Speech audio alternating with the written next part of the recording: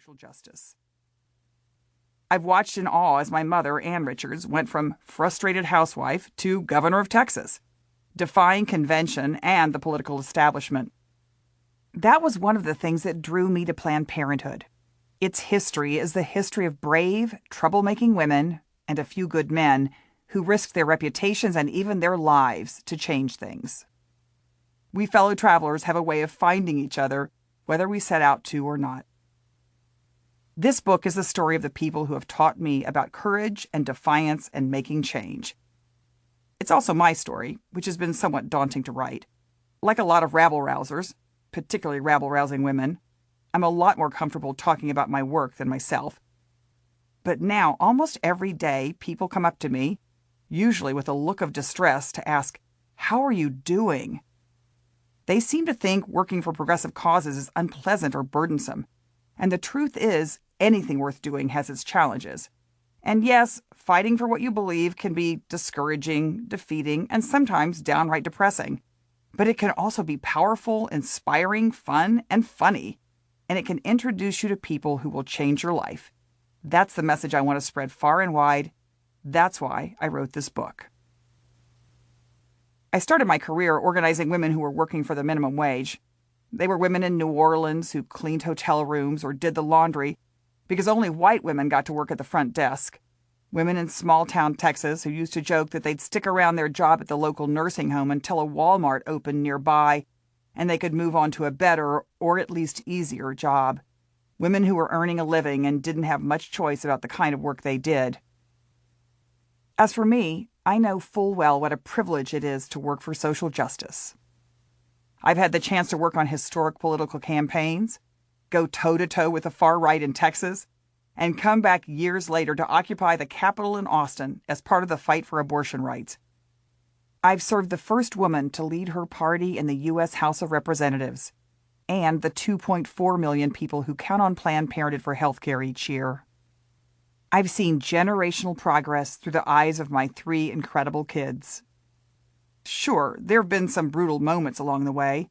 Appearing before a certain belligerent congressional committee comes to mind, not to mention a couple of awful election nights. But I wouldn't trade it for anything. Maybe activism is your avocation, not your vocation. You might even be wondering if it's worth it, especially now when nothing seems certain. For the first time in my life, I'm wondering whether my own daughters will have fewer rights than I've had. That alone is enough motivation for me to keep making trouble. Maybe you're thinking that any job that might involve sitting in front of a hostile congressional committee for the better part of a day just isn't your thing. Well, this book is for you too. You don't have to be a professional troublemaker to take a stand, though it's a terrific career path I highly recommend. This is a once-in-a-lifetime moment to decide who we are as individuals and as a country. Unless we want to be defined by a stream of divisive late-night tweets, not to name any names, we're all going to have to be brave. Everywhere I look, I see people who are stepping up to do things they never could have imagined.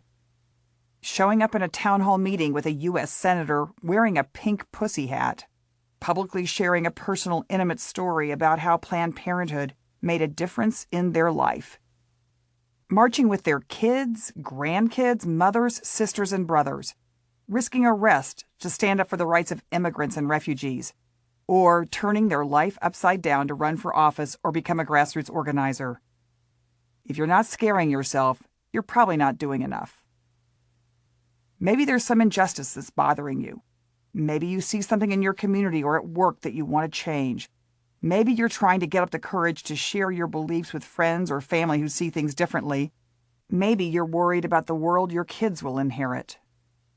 I hope this book will inspire you to get out there and do something about it. Just don't forget, to make a difference, you have to make a little trouble.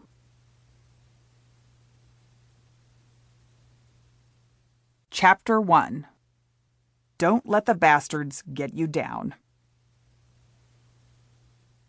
The congressional hearing room on Capitol Hill was packed with Planned Parenthood staff and supporters, and with anti-abortion activists. Some of the activists had black tape over their mouth, or huge buttons that simply said, "Life." They look like the same people who stood outside our